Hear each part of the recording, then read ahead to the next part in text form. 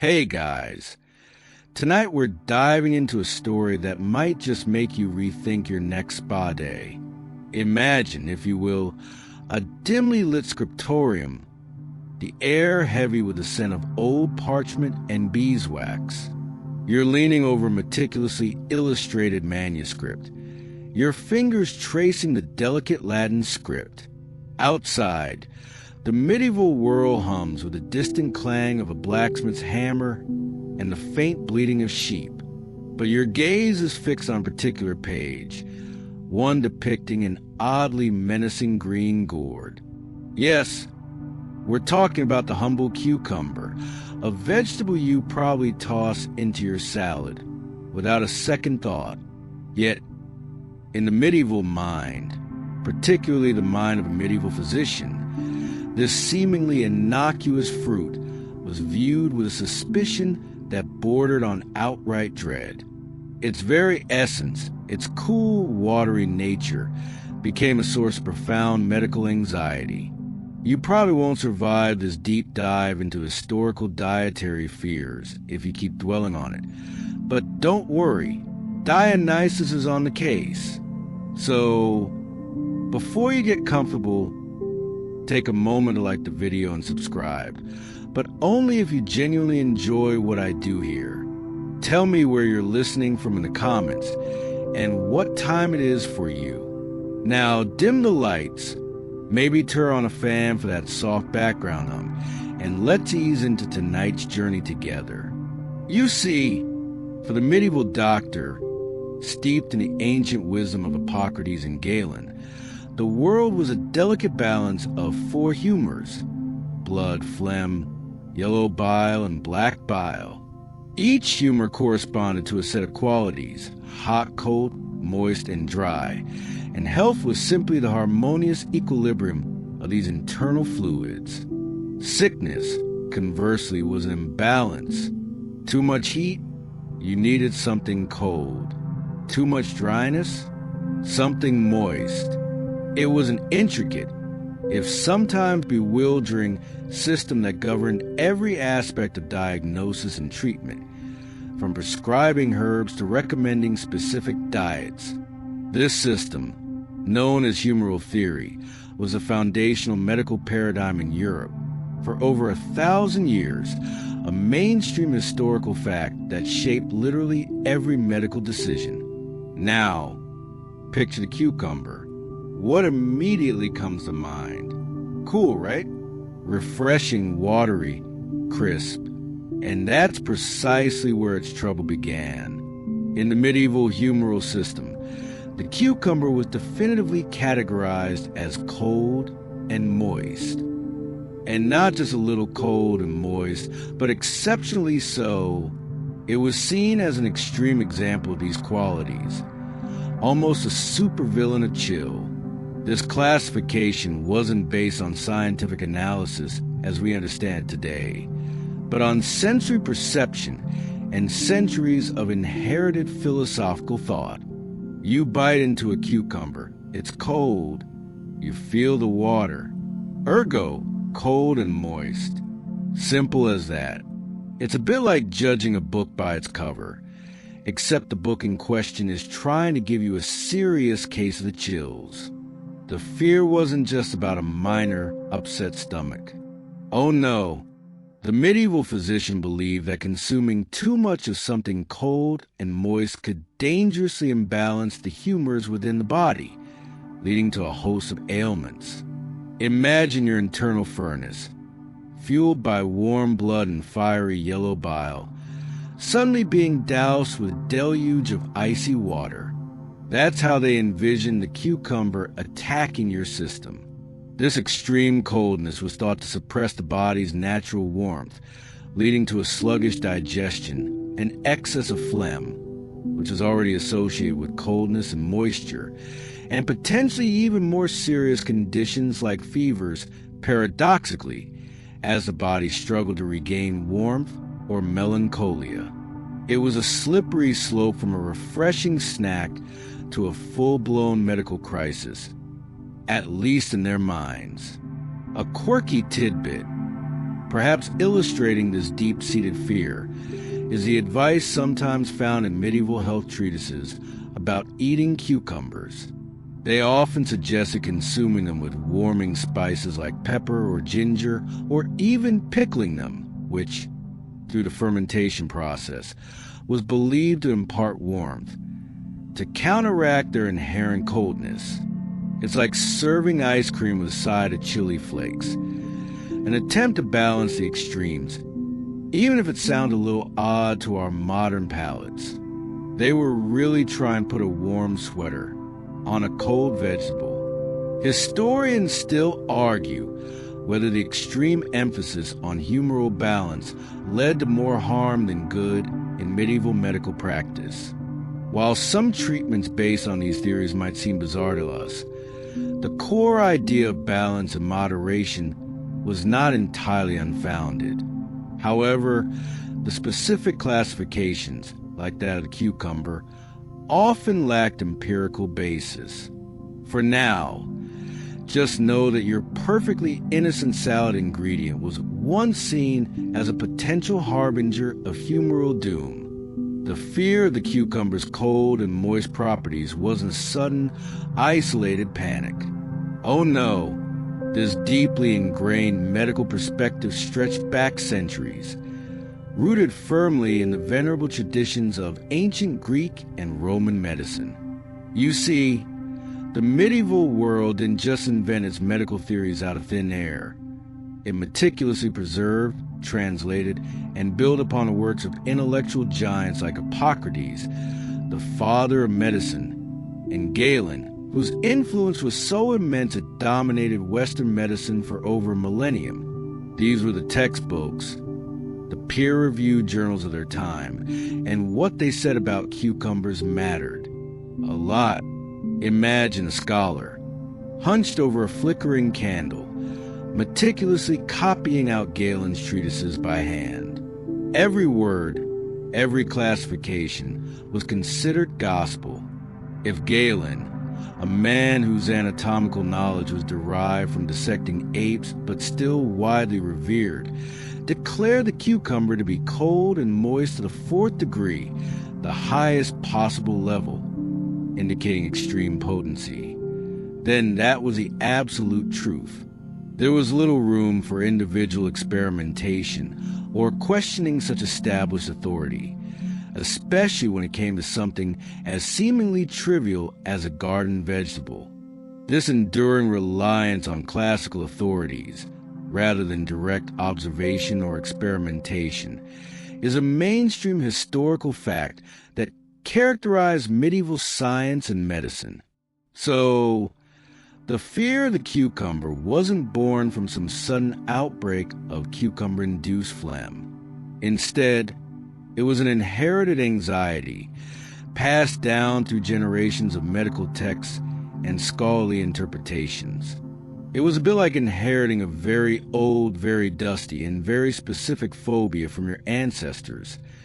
Beware the green, watery serpent of the garden, they seem to whisper from the pages. One particularly quirky tidbit about this ancient influence is how some medieval physicians would cite specific passages from classical texts when justifying their dietary prescriptions.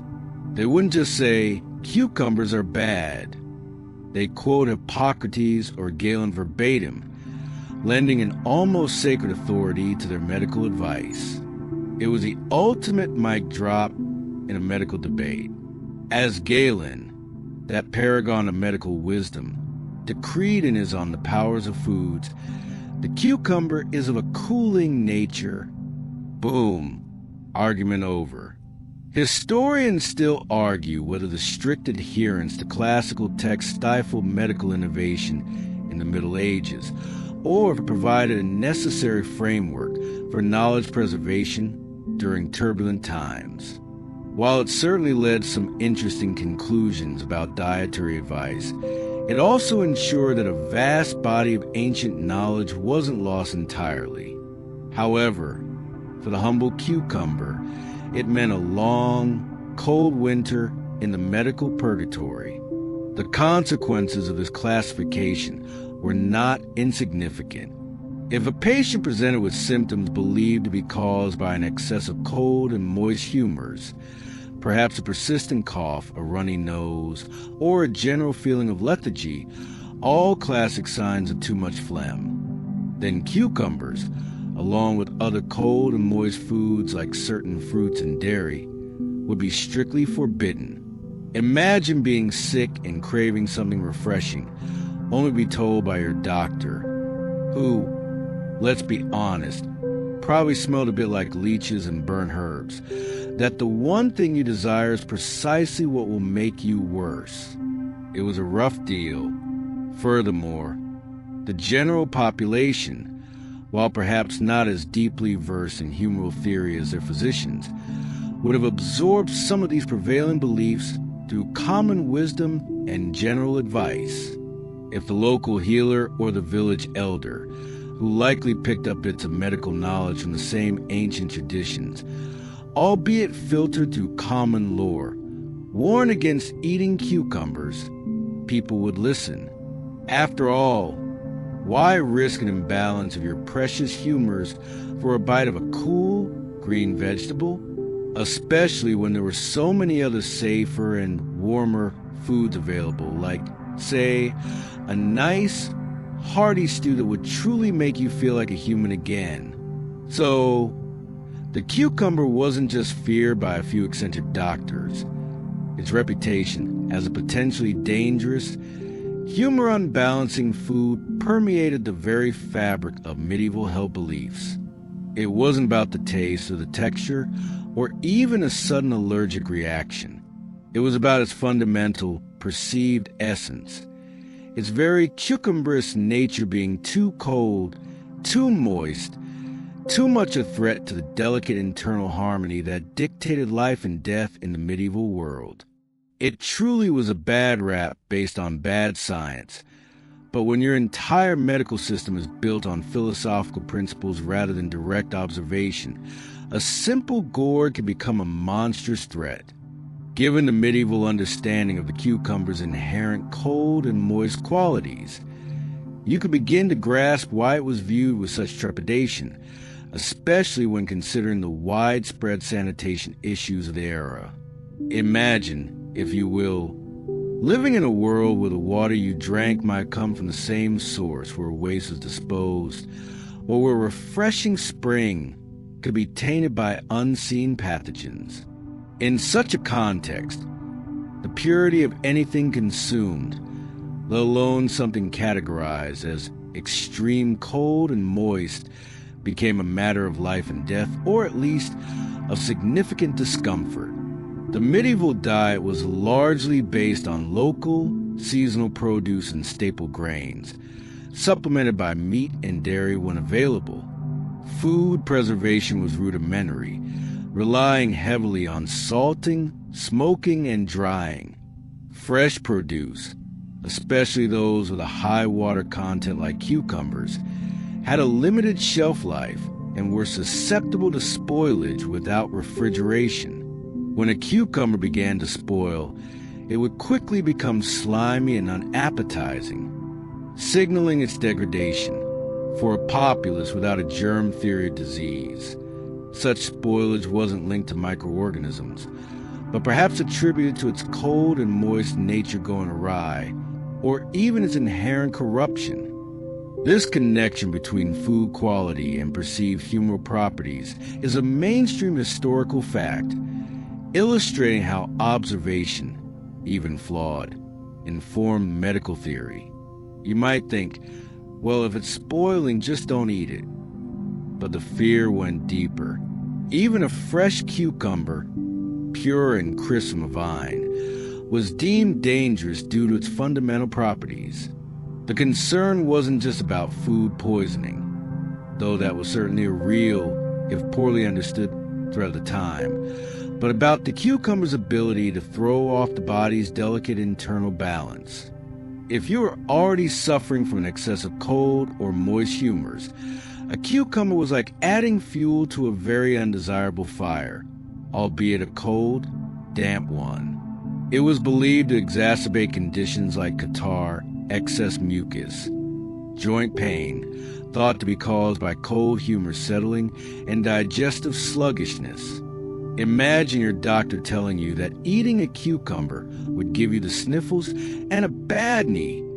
Not exactly a ringing endorsement for your summer salad.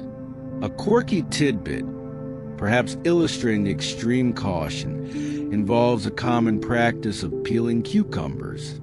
While we peel them today for texture or to remove pesticides, in the medieval period, the peel was often considered even colder or more problematic than the flesh itself.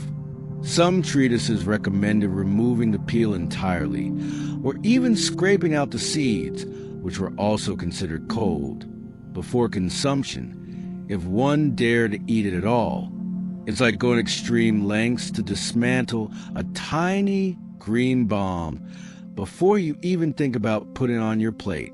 Historians still argue whether the perceived dangers of certain foods, like cucumbers, were genuinely linked to their microbial spoilage or solely to their humoral classification.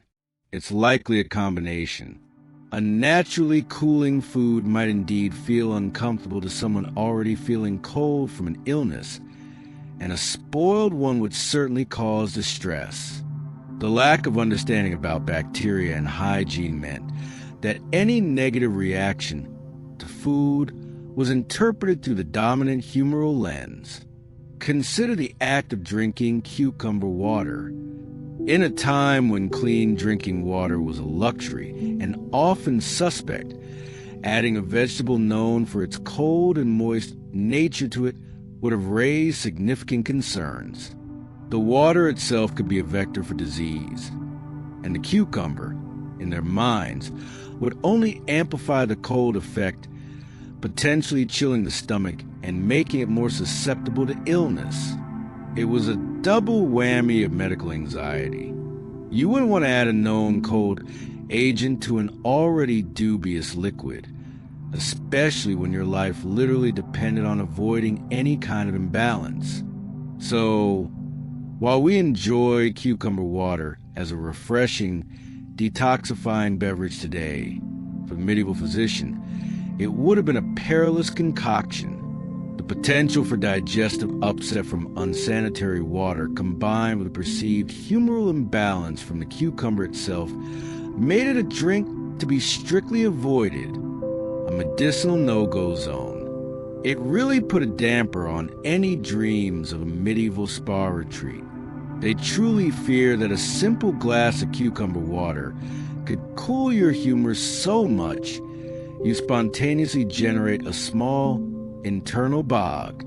Beyond the rigid adherence to humoral theory and the very real fears about sanitation, the medieval dread of cucumber water also stemmed from a fascinating, sometimes contradictory, interplay with existing folk remedies and common wisdom. You see, while the learned physicians clung to their Galenic texts, the average villager often relied on generations of handed-down knowledge, traditional cures, and practical observations.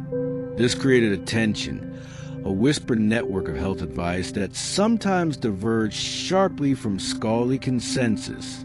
Imagine walking through a bustling medieval marketplace.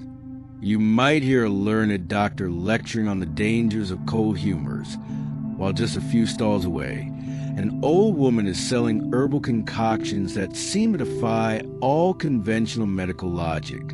This dual track of medical knowledge, formal and informal, was a mainstream historical fact in the Middle Ages. People didn't just go to the university-trained physician. They also consulted local healers, midwives, and cunning folk, each with their own set of beliefs and practices. Now, here's where it gets interesting.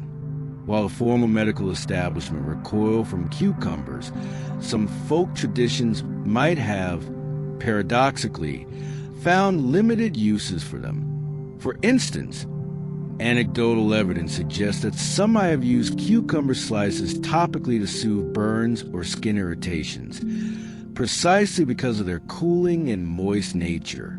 It was an external application, of course. far removed from ingesting its dangerous essence, but it shows a practical understanding of its physical properties. It's a bit like knowing a leaky bucket is bad for holding water, but great for watering plants. However, even in folk medicine, the internal consumption of cucumber water would likely have been met with skepticism, if not outright alarm, for reasons that aligned with, rather than contradicted, the learned doctors. If you experience digestive upset after drinking cool, unboiled water with cucumber in it, a very real possibility given medieval sanitation, you wouldn't necessarily blame the germs you couldn't see. Instead, you confirm what everyone already knew, that cold, moist things were bad for the stomach. This would then reinforce a general distrust, creating a feedback loop of fear. A quirky tidbit that highlights this divergence. While physicians largely shun the cucumber, a few very specific, highly localized folk practices might have involved tiny amounts of cucumber juice mixed with strong, warming spirits, perhaps as a last-ditch effort to balance its coldness for a specific ailment. Imagine a grimacing patient being offered a shot that tastes like gin and a vegetable garden had a very questionable baby. It would have been a rare, desperation-driven remedy, certainly not your everyday refreshment. Historians still argue whether medieval folk medicine was purely superstitious or contained nuggets of empirical wisdom. While many practices were based on magic or unproven beliefs, others, particularly those involving medicinal herbs, sometimes had genuine efficacy. However, the fear of the cucumber water seems to have been one area where both learned and popular medical traditions found common ground, albeit for slightly different reasons. The learned feared the humoral imbalance, while the common folk feared the sickness that often followed consuming suspect cold, watery things. The lack of understanding about internal body temperature regulation also contributed to the widespread fear of cold foods and drinks. You didn't just feel cold on the outside. They believe your internal organs could get chilled too, leading to stagnation and disease. Cucumber water, therefore, was seen as a direct assault on the body's vital internal warmth. This concept of internal chilling wasn't unique to cucumbers. It extended to many cold foods and even cold air, shaping a cautious approach to bathing and exposure. So, while modern spa-goers enjoy a refreshing glass of cucumber water, unaware of its perilous past, the medieval mindset saw it as a potential internal freeze-out, a recipe for humoral disaster, echoing both ancient medical dogma and the harsh realities of their unsanitary world. It really was a case of don't drink the water, especially if it has that green thing in it. The deep-seated aversion to cucumber water wasn't just about its inherent coldness or the anxieties surrounding medieval sanitation. It was also intimately tied to the complex and often superstitious methods of food preparation that were believed to either enhance or counteract a food's humoral properties. You see, a medieval kitchen wasn't just a place of cooking. It was a laboratory of alchemical transformations, where every ingredient, every cooking method, was carefully chosen to achieve a desired humoral balance. Imagine stepping into a bustling medieval kitchen. The air is thick with the scent of wood smoke, simmering herbs, and roasting meat. You might see cooks laboring over pots, not just to prepare a meal, but to ensure that the dish served will be balanced according to humoral theory. This involved a sophisticated understanding, or at least a complex set of beliefs about how different cooking techniques alter the food's fundamental qualities. Roasting and frying, for example, were thought to impart heat and dryness, while boiling and stewing added moisture and less heat. This meticulous attention to humoral properties in food preparation was a mainstream historical fact, influencing everything from royal banquets to peasant meals. Now, consider the poor cucumber. Its very nature was cold and moist. To simply slice it and add it to water, or even eat it raw, was considered an act of culinary recklessness, a direct assault on the body's internal furnace. It was like deliberately pouring ice water into a roaring fireplace. Therefore, if one dared to consume a cucumber, it had to undergo a rigorous process of warming and drying through preparation to counteract its dangerous qualities. One common method was pickling, by preserving cucumbers in vinegar, an acidic and thus hot and dry ingredient, and often adding warming spices like mustard seed, dill, and pepper. The pickle was believed to be transformed. The fermentation process itself was thought to generate heat, further neutralizing the cucumber's inherent coldness. This meant that while fresh cucumber was feared, a pickled gherkin might occasionally find its way onto a medieval plate, not as a refreshing snack, but as a carefully calculated medicinal food. It's like turning a chill pill into a warm compress. A quirky tidbit related to this is the bizarre advice sometimes found in medieval cookbooks or health manuals. Beyond just pickling, some suggested warming cucumbers by burying them in manure before eating, believing the heat from decomposition would alter their cold properties. Imagine digging up your snack from a pile of dung just to ensure it wouldn't give you the sniffles. It certainly adds a new dimension to farm-to-table dining, doesn't it? Historians still argue whether the elaborate food preparation rules based on humoral theory genuinely impacted public health, or were primarily social and ritualistic practices. While some methods like thorough cooking, which would kill pathogens, certainly had health benefits, the underlying humoral reasoning was often based on flawed science. Nevertheless, these practices were deeply embedded in daily life. The concept of dressing foods with specific condiments was also crucial. If a cold food absolutely had to be eaten, it would invariably be served with hot and dry accompaniments.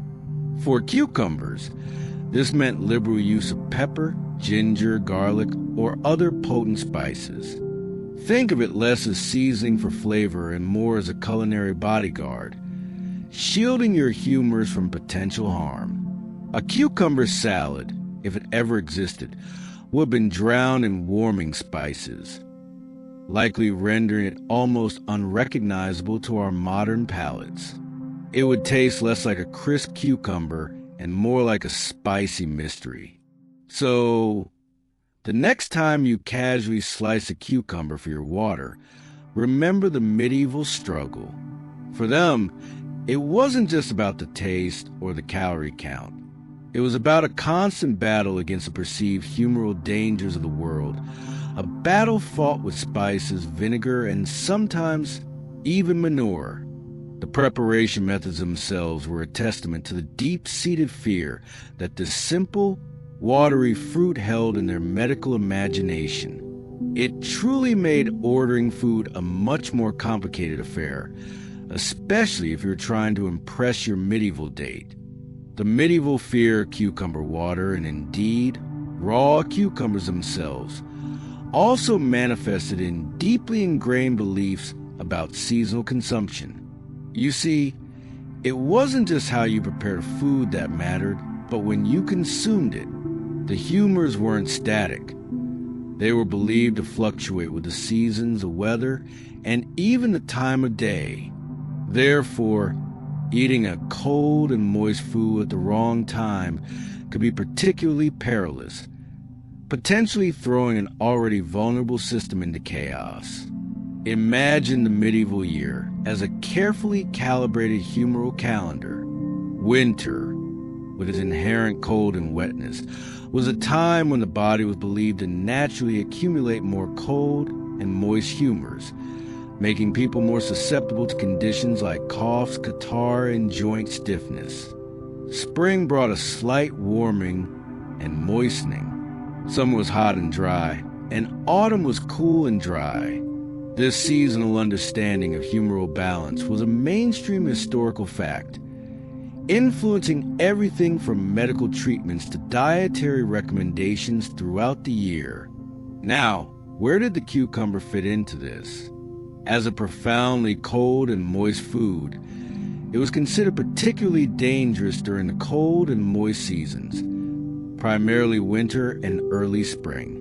Consuming a cucumber when your body was already brimming with cold and moist humors was seen as an act of self-sabotage, like trying to cool down an ice cube with more ice.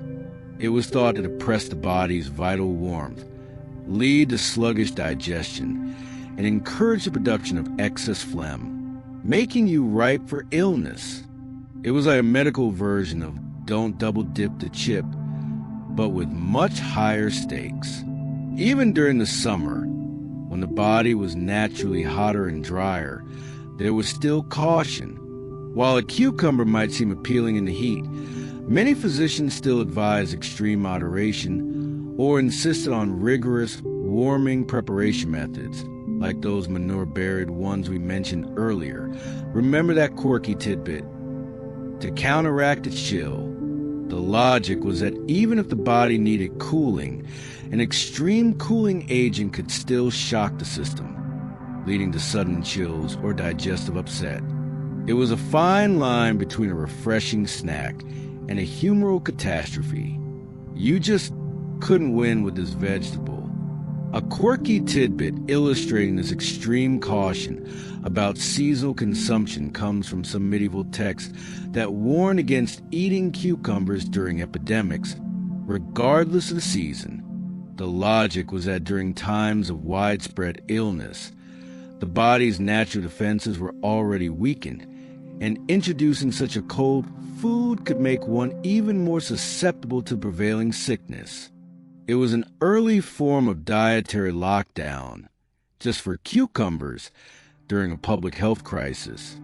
Historians still argue whether the detailed seasonal dietary advice of medieval medicine was genuinely beneficial or primarily a theoretical construct. While modern understanding of nutrition emphasizes year-round access to fresh produce, the medieval emphasis on eating seasonally and locally had practical benefits related to freshness and availability, even if the underlying humoral explanations were flawed.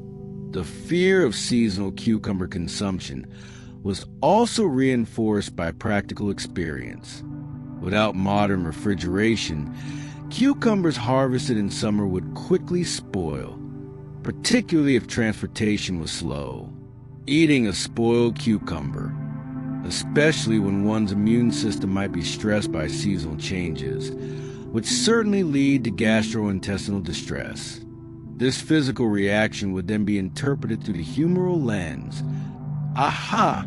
The cucumber's cold and moist nature, exacerbated by its spoilage, has indeed caused my humors to go awry. It was a self-fulfilling prophecy of fear. So, for a medieval person, the desire for a cool, refreshing cucumber was almost certainly overridden by the medical and anecdotal warnings. The seasonal restrictions painted the cucumber as a dangerous, even treacherous, food for much of the year, transforming it from a simple garden vegetable into a potent symbol of humoral imbalance. It made you wonder if anyone ever truly enjoyed a cucumber back then, or if every bite was just a calculated risk.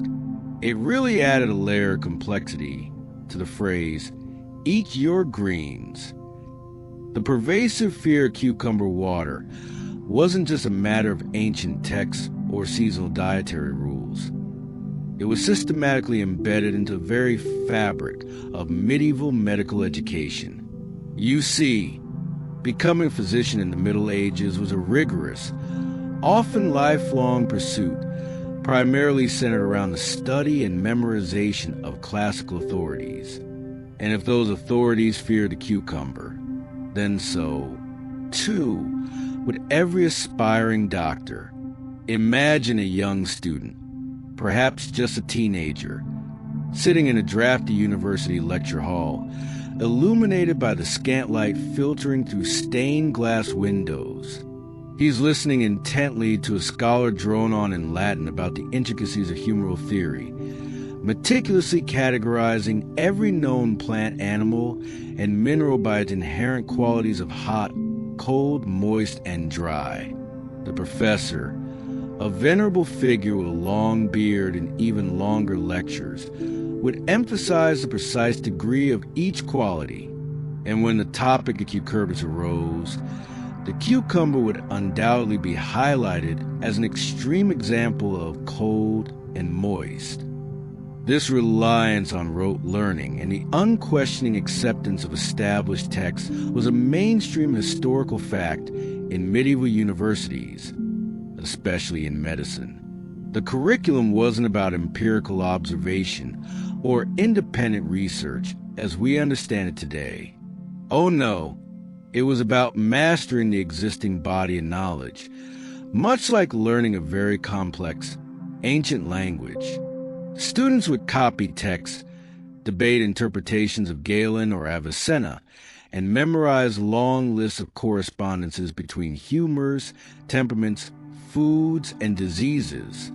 The idea that a humble cucumber could throw off a man's delicate internal balance will be drilled into their minds from the earliest stages of their training. It was like learning that 2 + 2 is equal to 4, except it was cucumber plus excess phlegm equals bad news. A quirky tidbit from this educational process might involve the occasional, somewhat theatrical demonstration. A professor might present a fresh cucumber, perhaps dramatically recoiling from its coldness, then immediately counterbalance it with a pinch of fiery pepper to illustrate the necessary precautions. It was less about taste and more about medical object lesson, a dramatic performance of humoral vigilance. You can almost picture the students taking diligent notes, perhaps secretly wishing they had brought a small, discreet piece of ginger to protect themselves from the sheer coldness emanating from the lecture table. Historians still argue whether the dogmatic nature of medieval medical education stifled critical thinking or provided a stable, if slow, foundation for medical knowledge. While it certainly perpetuated some inaccuracies, it also ensured that complex texts were studied and preserved, laying groundwork for later advancements during the Renaissance. However, for the cucumber, it meant that its bad rap was constantly reinforced by every new generation of physicians. Upon graduation, these newly minted doctors would carry this ingrained fear of the cucumber into their daily practice. They would advise their patients, based on their extensive and exclusively text-based education, to avoid it, especially if the patient presented with any symptoms that could be vaguely attributed to an excess of cold and moist humors. A sniffle, a slight chill, a sluggish digestion, all could be blamed on the treacherous gourd. Furthermore, medical texts, once copied by hand, slowly began to be printed as the movable type revolution took hold. This only served to further standardize and disseminate these established views, solidifying the cucumber's negative image across broader regions and for longer periods. It was like the bad press for cucumbers went viral, but instead of social media, it was spread through expensive hand-bound books. So, the fear of cucumber water wasn't just a personal quirk of a few doctors. It was a deeply ingrained professional conviction, passed down to the rigorous academic institutions of the medieval era.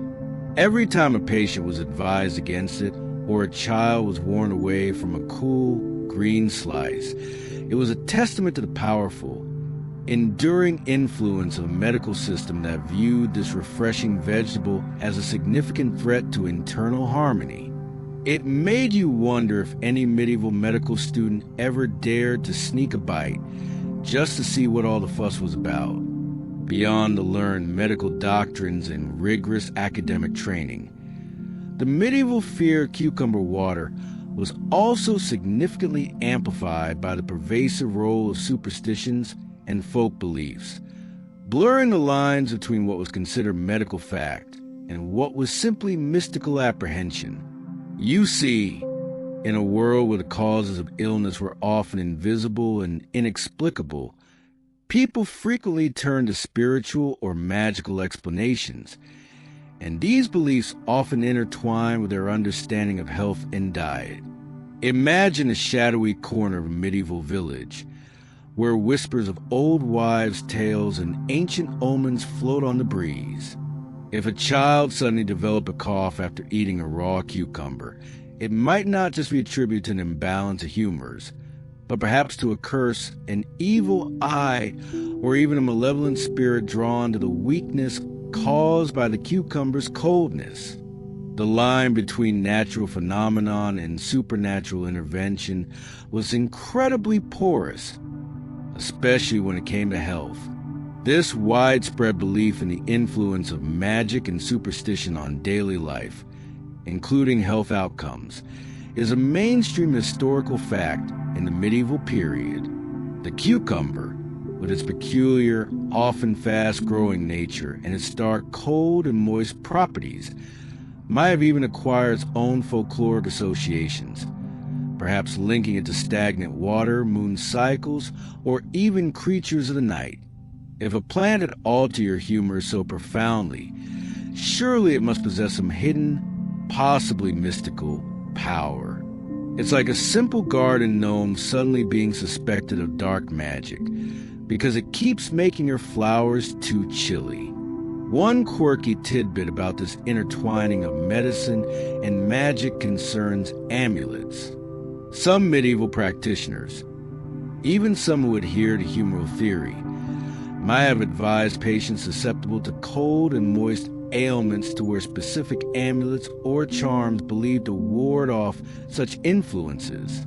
It's not a huge leap to imagine that if you did indulge in some forbidden cucumber water, you might immediately reach for a warming charm made of amber or red coral just in case. It was a belt and suspenders approach to humoral protection, combining the mundane with the mystical. Historians still argue whether medieval superstitions were remnants of pagan practices or natural developments in a pre-scientific society, trying to explain the unexplainable. Regardless, their influence on diet and health was undeniable. The fear of cold foods like cucumbers often tapped into deeper, more primal anxieties about vulnerability, exposure, and the unpredictable nature of illness. Consider the notion of sympathetic magic, where effects like, if cucumbers were considered cold and moist, they might have been thought to draw coldness and moisture into the body, not just impart it.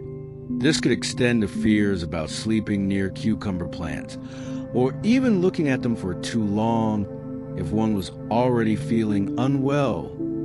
It was an invisible, almost spiritual contagion of coolness. The timing of consumption also played a role. If cucumbers were eaten during certain unlucky days or under an inauspicious moon phase, their negative humoral effects might be believed to be amplified by magical forces. This added another layer of complexity to the dietary restrictions, turning a simple snack into a potential magical minefield. You really had to check your astrological chart before deciding on your snack for the day. So, while medieval doctors had their learned, albeit flawed, reasons for fearing cucumber water based on humoral theory, the general populace's apprehension was often reinforced, and perhaps even originated from a more visceral place of superstition and folkloric dread. It wasn't just bad for your humors. It might invite bad luck or worse, malevolent spirits. This blending of scientific for its time and supernatural explanations created an almost insurmountable barrier to the cucumber's acceptance, ensuring its continued vilification in the medieval diet. It truly made your salad choices feel like a cosmic gamble. Despite the pervasive fear and vilification of cucumber water and fresh cucumbers in general, a fascinating paradox existed. Unexpected and sometimes bizarre uses for the humble gourd still emerged in medieval times, illustrating an attempt to harness or mitigate its dreaded nature. You see, nothing in the medieval world was entirely wasted, and even a dangerous plant might have a specific niche application, often driven by desperation or a quirky interpretation of its properties. Imagine a medieval alchemist, not just a gold maker, but practitioner of complex natural philosophy, seeking to unlock the hidden virtues of every substance.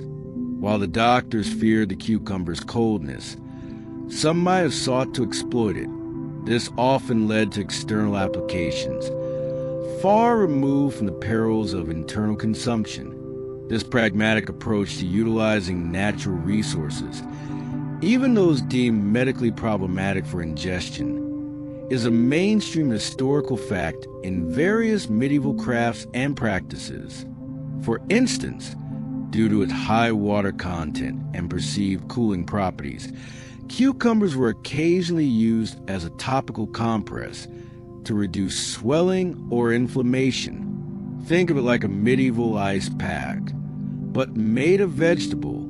If you had a bruised limb or a swollen joint, applying mashed cucumber might have been tried as a soothing measure.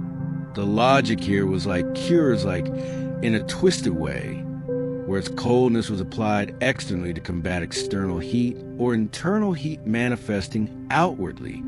It's a bit like using a fire extinguisher on a barbecue that's gotten a little too enthusiastic, rather than pouring it into your drink. A quirky tidbit points to an even more peculiar external use. Some medieval beauty regimes, surprisingly progressive for their time, might have involved applying cucumber slices to the face. The goal was to cool and soothe skin irritated by sun or wind, or perhaps to reduce puffiness around the eyes, a practice that sounds strikingly similar to modern spa treatments. Imagine a medieval lady-in-waiting, adorned with cucumber slices, trying to achieve a radiant complexion, entirely unconcerned with humoral imbalance as long as it wasn't going into her body. It shows that even with all the medical fear, basic observation of physical effect couldn't be entirely ignored. Historians still argue whether these external applications of cold items like cucumbers were genuinely effective or merely provided psychological comfort. While modern science confirms the anti-inflammatory properties of some compounds in cucumber, the medieval understanding was based on observation of sensation rather than chemical analysis. Nevertheless, these uses demonstrate a more nuanced, albeit still cautious, relationship with the plant. Sometimes, the cucumber's liquid content was extracted, and the water, heavily processed, might be used as a base for ointments or salves. This way, its moistness could be beneficial for dry skin conditions without the risk of internal humoral disruption. The process of extracting the juice and mixing it with other ingredients was thought to neutralize its inherent dangers, making it safe for external medicinal use.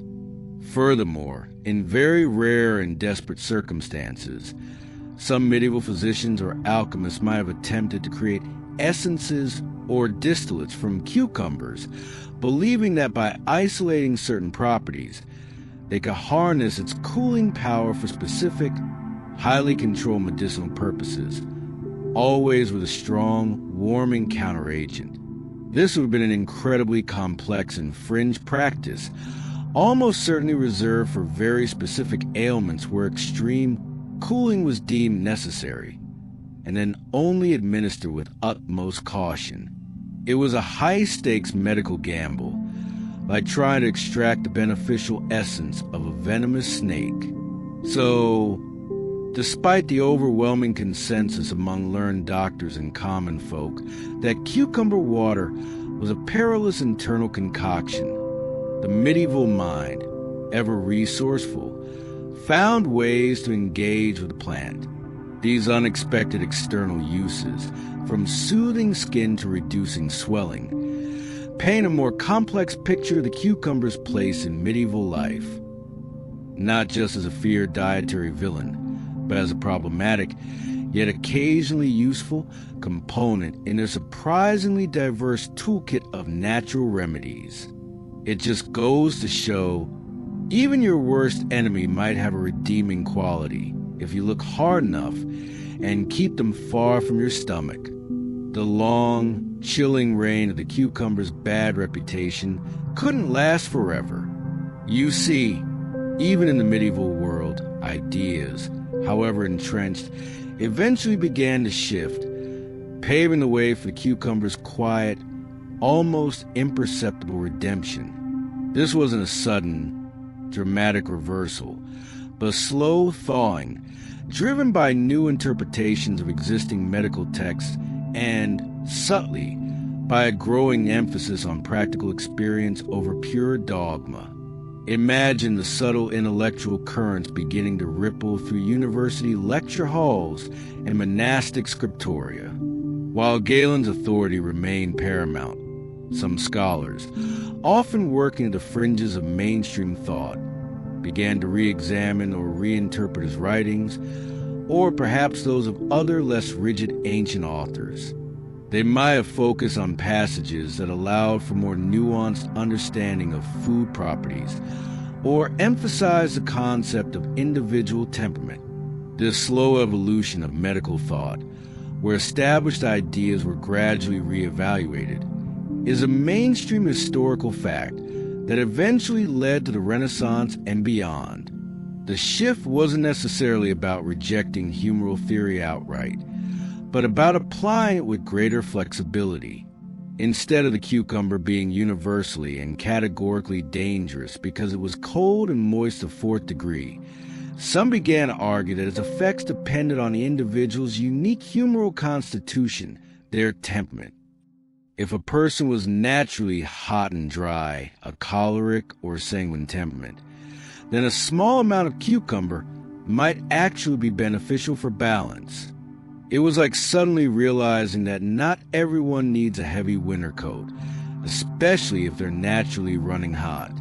A quirky tidbit that illustrates this budding flexibility might involve anecdotal reports from warmer regions, such as parts of Italy or Spain, where cucumbers were perhaps consumed with slightly less apprehension due to the hotter climate. Physicians in these areas might have noticed that their hot-blooded patients tolerated small amount of cucumber without immediately falling ill. These localized observations, though not rigorous science, slowly chipped away at the universal prescription. Imagine a doctor in Sicily cautiously suggesting a tiny slice of cucumber, while his counterpart in England still recoiled in horror. Historians still argue whether these early deviations from strict Galenic doctrine were genuine precursors to scientific inquiry, or simply minor variations within the existing humoral framework. Regardless, they represented cracks in the monolithic fear of the cucumber, suggesting that its coldness wasn't always an absolute evil. This gradual shift also coincided with a slightly greater emphasis on first-hand observation, even if it was still anecdotal. If enough people in warmer climates ate small amounts of cucumber and didn't immediately fall ill, it became harder to maintain the extreme warnings. The evidence of non-disaster, however informal, slowly began to accumulate. It was a very slow form of peer review without the journals. The rediscovery and translation of new or forgotten ancient texts also played a subtle role, perhaps a lesser-known Greek or Arab physician, whose writings hadn't been widely circulated in earlier centuries, offered a slightly less condemnatory view of the cucumber. These newly accessible texts could provide alternative perspectives, even if they didn't immediately overturn established dogma. It was like finding a secret, slightly less judgmental cookbook in an old attic.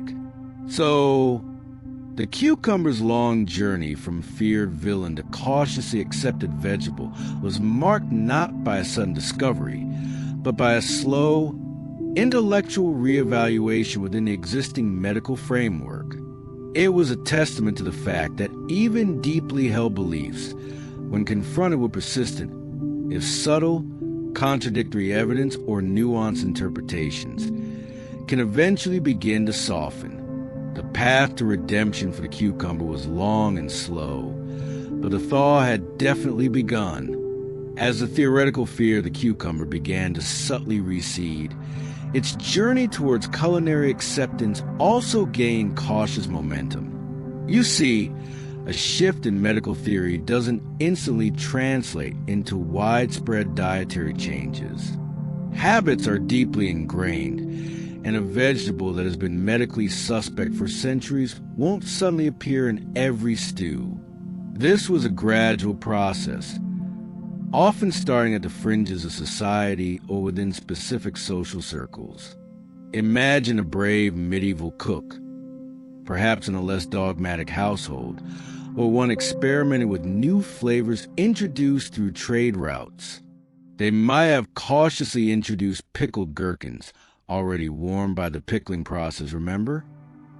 Into a dish, or perhaps even a tiny peeled slice of fresh cucumber, heavily masked by warming spices. This slow, experimental reintroduction of previously feared foods into the diet, often driven by culinary innovation or regional availability, is a mainstream historical fact in the evolution of European cuisine. The early culinary acceptance of cucumber wasn't about its refreshing qualities, at least not initially. It was about incorporating it in a way that minimized its perceived humoral dangers. This meant serving it almost exclusively as a condiment, an accent, or component of heavily spiced dishes, rather than as a standalone vegetable. It was like finally allowing a slightly suspicious distant relative to attend a party, but only if they promised to bring a very loud, warming gift. A quirky tidbit illustrating this cautious culinary reintroduction is the practice of serving cucumbers with large quantities of salt. Salt was considered a hot and dry substance in humoral theory, making it the perfect counteragent for the cucumber's cold and moist nature. So, a medieval cucumber salad might have been less about the crispness of the cucumber and more about a heavily salted, peppery concoction where the cucumber simply provided a base for the warming spices. Imagine a dish so salty it would make a sailor wince, all in the name of humoral balance.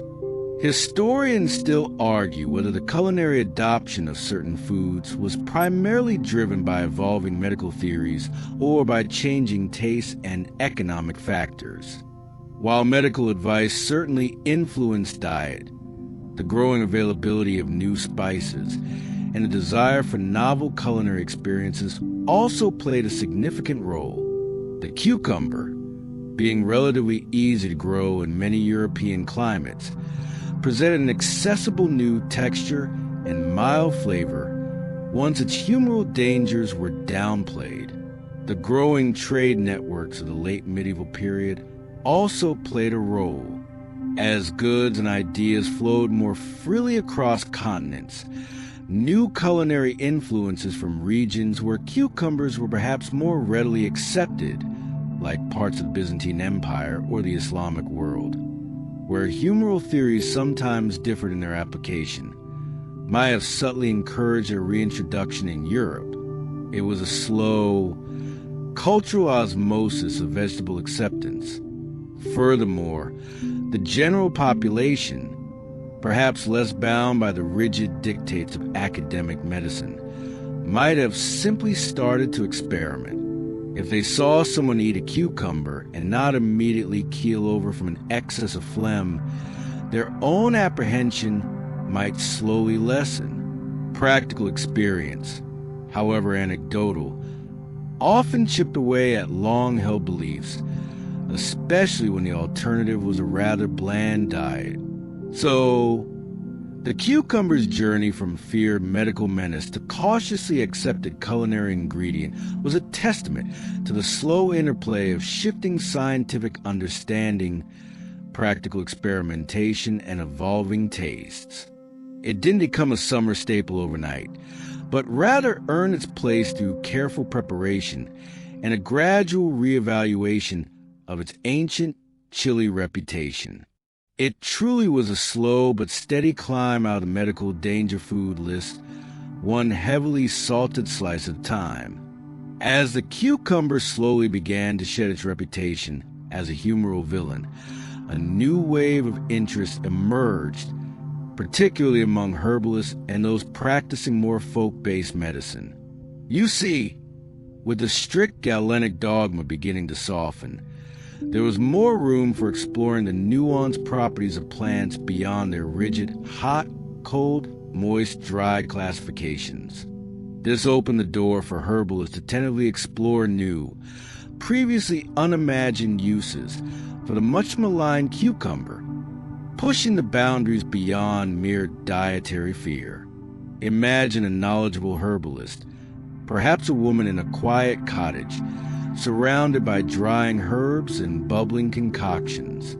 Unlike the university-trained physicians, her knowledge came from generations of empirical observation, trial and error, and a deep understanding of local flora. While she might still respect the humoral categories, she might also be willing to experiment, looking for specific virtues in plants that the academic world overlooked. This practical, often experimental, approach to plant medicine, distinct from formal university training, is a mainstream historical fact in medieval and early modern European society. With the loosening of rigid dietary prescriptions, herbalists could focus more on the cucumber's tangible physical properties, its high water content, its mild flavor, and its actual cooling sensation. This led to a resurgence of its topical uses, which had perhaps always existed in the shadows of popular practice. We mentioned earlier how it might have been used for skin soothing. Now, these applications became more openly discussed and refined. It was like suddenly being allowed to acknowledge that the thing you were told was poison actually makes a pretty good face mask. A quirky tidbit that highlights this renewed interest is the development of specific cucumber waters, not for internal consumption, but for external cosmetic or medicinal purposes. These weren't the dreaded internal cucumber waters, but distilled or infused waters meant for cleansing skin, soothing eye irritation, or even as a base for light poultices. Imagine a medieval equivalent of a rose water spray, but with a cucumber twist, perhaps subtly scented with other herbs to make it more appealing. It shows a creative way to use the plant's properties without incurring humoral wrath. Historians still argue whether the increased exploration of plant properties by herbalists directly influenced the academic medical establishment or developed largely in parallel. It's likely that there was some cross-pollination of ideas, as practical successes, even if misinterpreted through a humoral lens, could not be entirely ignored. The herbalists often provided the ground-level testing that formalized medicine lacked. The growing availability of written herbals, books detailing the medicinal uses of plants, which became more common with the advent of printing, also facilitated this exploration. While some part of these herbals reiterated classical humoral warnings, others, especially those aimed at a broader audience, might have included more practical, less dogmatic applications. This allowed for the dissemination of diverse uses, even for plants like the cucumber. Furthermore, the very mildness of the cucumber's flavor, once a non-factor in its humoral categorization, became an asset. It could be combined with other herbs to create gentle remedies that weren't overpoweringly bitter or pungent. This made it suitable for remedies aimed at children or those with sensitive constitutions, where stronger, warming herbs might have been too harsh. So, the cucumber's gradual journey towards rehabilitation wasn't just about escaping its dietary prison. It was also about being rediscovered as a valuable ingredient in the herbalist's toolkit, primarily for external and gentle internal uses that cleverly circumvented the old humoral fears. It was a testament to the ingenuity of practitioners who looked beyond rigid theory to the practical benefits of nature. This expansion of its utility helped to slowly chip away at its ancient, chilling stigma, proving that sometimes what you fear the most can actually be quite helpful if you just change your perspective. The real turning point for the cucumber, truly liberating it from its humoral shackles, came with a slow but inevitable dawn of scientific inquiry.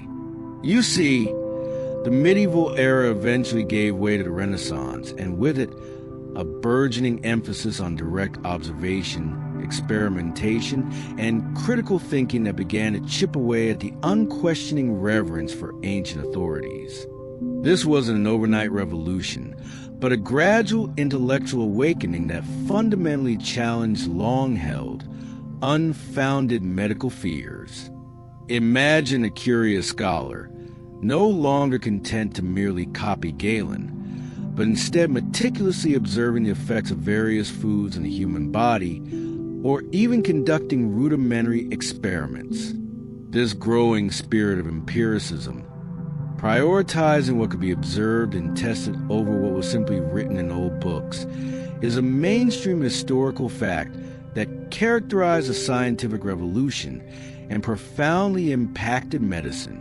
The authorities shifted, albeit slowly, from ancient text to nature itself. As this new way of thinking gained traction, the rigid humoral categorization of foods, including the cucumber, came under scrutiny. Physicians and natural philosophers began to question whether a food's coldness or moistness was truly an inherent, dangerous quality or merely a perceived sensation. They might have observed that people in different climates, or with different constitutions, reacted differently to the same food. This kind of nuanced observation was a direct challenge to the one-size-fits-all approach of strict humoral theory. It was like finally realizing that not every person thrives on the same diet, regardless of what the old diet books say. A quirky tidbit that reflects this nascent scientific spirit might be early attempts to measure temperature or moisture in foods, perhaps by placing them near rudimentary thermometers or observing their drying rates. While these methods were far from precise, they represented a fundamental shift from qualitative cold feeling to quantitative how cold is it assessment. Imagine a scholar carefully noting how quickly a cucumber slice wilts compared to a piece of bread, a simple act that slowly undermines centuries of established belief. Historians still argue whether the transition from humoral medicine to modern scientific medicine was a clean break or slow, overlapping evolution. While humoral theory persisted in some form for centuries, the foundations for its eventual decline were laid during this period of renewed inquiry. The very questions being asked were different, signaling a new intellectual landscape. For the cucumber, this meant that its properties were no longer solely dictated by ancient classifications. Its refreshing qualities, once a sign of its danger, could now be seen as a benefit, especially in warm climates or for individuals deemed hot by nature. The focus shifted from its supposed ability to cause illness to its potential to alleviate discomfort. The idea that something could be good for you without being hot and dry was a radical notion. This era also saw the rise of more detailed botanical studies, where plants were examined for their specific chemical properties, though chemistry was still in its infancy, rather than just their humoral categories. As physicians looked closer at the actual plant, its composition, and its effects, the blanket fear began to dissipate. The cucumber was no longer just cold and moist to the fourth degree. It was a specific plant with specific attributes. So, the eventual triumph of the cucumber, its release from the dark shadow of medieval medical dread, was deeply intertwined with the broader intellectual shifts of the Renaissance and the slow birth of modern science. It was a victory not just for the vegetable, but for human curiosity and the courage to question long-held beliefs. This shift allowed people to finally enjoy a refreshing slice of cucumber without fearing that they might spontaneously transform into a giant, phlegmatic blob. With the grip of humoral theory loosening and scientific inquiry beginning to peek through, the cucumber's true, benign nature finally began to prevail in a collective medical and culinary consciousness.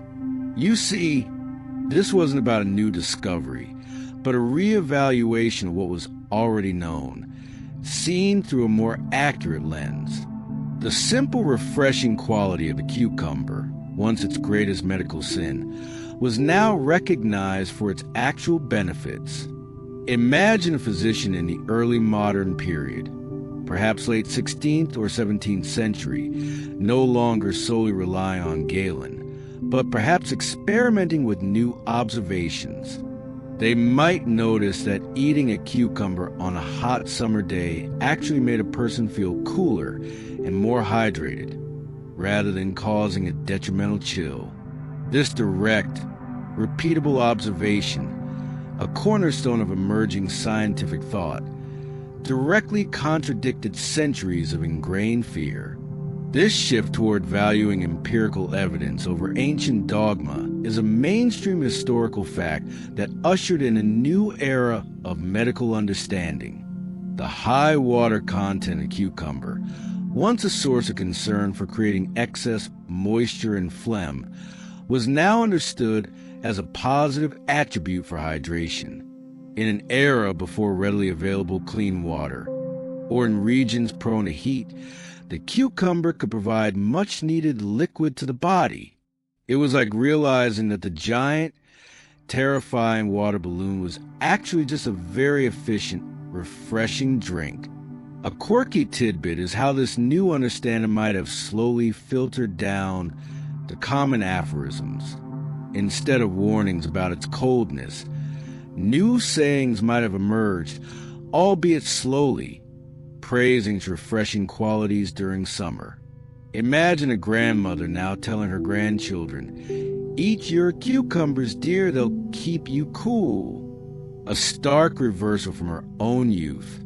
Historians still argue whether the decline of humoral medicine was primarily due to the rise of specific scientific discoveries or a broader cultural shift towards rationality and observation. Regardless, the cucumber benefited immensely from this changing intellectual climate. Its simple, unadorned qualities could finally be appreciated without the weight of complex, flawed theories. The development of better sanitation and understanding of food spoilage also played an indirect role. As people gradually began to understand that illness was caused by invisible animalcules, germs, though not yet fully understood, rather than humoral imbalance or mystical forces, the fear of cold foods causing illness faded. If you got sick after eating a cucumber, the blame would eventually shift to the water it was washed in, or its state of decay, rather than its inherent humoral properties. This distinction was crucial for its full rehabilitation. Furthermore, As global trade expanded and new fruits and vegetables from other continents were introduced, the cucumber lost some of its singular strangeness. It became just one among many plants with varying properties, rather than an extreme example of a dangerous category. Its status shifted from medical anomaly to garden vegetable. So, the cucumber's journey from a feared, almost taboo food to a common, refreshing staple is a quiet testament to the progress of human understanding. It shows how the slow, steady march of scientific inquiry can dismantle even the most deeply entrenched, unfounded fears. It allowed people to finally appreciate this crisp, green delight for what it truly is, a hydrating, delicious addition to their meals, free from the shadow of phlegmatic doom. It truly allowed the cucumber to live its best life, finally free from medical judgment. The ultimate triumph of the cucumber and its journey from medieval medical pariah to modern culinary staple lies in its seamless integration into our contemporary understanding of health and diet. You see, the very qualities that once made a source of fear, its coolness and high water content, are now its celebrated virtues. The idea of cucumber water has undergone a complete, triumphant reversal, moving from a perilous concoction to a symbol of wellness and hydration. Imagine yourself in a bustling modern cafe, perhaps a health-focused eatery. You might see pictures of crystal clear water infused with cucumber slices, a refreshing and aesthetically pleasing beverage offered without a second thought. This widespread acceptance and positive association of cucumber water with health and vitality is a mainstream historical fact in the modern Western world, a stark contrast to its medieval reputation. We embrace it for exactly the reasons medieval doctors feared it. Its coolness is now seen as beneficial for regulating body temperature, especially in warm climates or during exercise. Its high water content is lauded for promoting hydration, aiding digestion, and contributing to a feeling of fullness without excess calories. It's a bit like discovering that the monster under your bed was actually just a very helpful, hydrating friend all along. A quirky tidbit that highlights this modern reversal is the popularity of cucumber in spa treatments. Not just for soothing puffy eyes, but in various facial masks, toners, and even body wraps, all designed to leverage its hydrating and cooling properties. Imagine telling a medieval physician that people would willingly pay money to have cucumber applied to their skin or to drink its essence in water. Their minds would boggle, assuming it was some form of self-flagellation. Historians still argue whether the modern obsession with superfoods and wellness trends represent a new form of dietary dogmatism, albeit with different scientific justifications. While our understanding is far more advanced than humoral theory, the cyclical nature of dietary fads and rigid beliefs about good and bad foods persists. However, the cucumber has largely transcended the fad status, becoming a consistently recommended part of a healthy diet. The absence of any known widespread negative side effects, beyond rare allergies, has solidified its reputation. We understand its nutritional profile, low in calories, high in water, and containing small amounts of vitamins and minerals. The fear of imbalancing humors has been replaced by an understanding of macronutrients, micronutrients, and hydration needs. Furthermore, advances in agriculture and food preservation mean that fresh cucumbers are available year-round, regardless of season, and are generally safe to consume without fear of spoilage, thanks to refrigeration and hygiene standards. The modern grocery store has, in a sense, made the medieval physician's fears largely obsolete. You can simply grab a cucumber, without needing to consult a complex humoral chart or a superstitious almanac. So, the cucumber's ultimate redemption is a testament to the power of continuous scientific inquiry and practical experience over outdated beliefs. It's a journey from being a feared, dangerous, cold, and moist agent to a beloved, refreshing staple, showcasing how far our understanding of diet, health, and even the simple garden vegetable has come. It truly serves as a delightful reminder that sometimes the things we once feared the most can become our greatest allies, especially when it comes to staying hydrated. And so, you arrive at the present day, where the once feared cucumber has truly come full circle, not just as a food, but as a cultural icon of wellness and a benign presence in our kitchens. You see its crisp slices in your water bottle, its refreshing scent in your beauty products, and its cool presence in countless salads and snacks. The lingering shadow of medieval medical dread has completely vanished, replaced by an understanding rooted in modern science and practical, everyday experience. Imagine a world where you could never enjoy a simple, cool slice of cucumber on a hot day, where every bite was accompanied by a nagging fear of internal imbalance. That was a reality for centuries. But now, as you crunch into a refreshing piece, you are a living testament to the evolution of human knowledge, the triumph of observation over antiquated dogma. The cucumber is no longer a humoral threat. It's a hydrating hero. This complete transformation in perception, from dangerous to delightful, is a mainstream historical fact that highlights the incredible progress of scientific understanding. Its journey serves as a compelling narrative, a quiet testament to how even the most deeply ingrained fears, when based on flawed understanding, can eventually be dismantled by persistent inquiry. It's a bit like finally realizing that the shadowy figure you've been scared of in your room at night is just your coat hanging on a chair. A quirky tidbit that beautifully encapsulates this shift is the very existence of cucumber-flavored items that aim to evoke freshness and cleanliness, from sparkling water to chewing gum and even certain types of spirits. The flavor, once associated with potential ill health, is now a marker of purity and revitalization. Imagine the utter shock of a medieval physician seeing a cucumber-flavored gin. Their humors would surely be in an irreversible spiral. Historians still argue whether the pace of scientific progress is accelerating, but the story of the cucumber clearly demonstrates how a single, seemingly minor shift in scientific paradigm can have profound and lasting impacts on daily life, health, and even culinary traditions.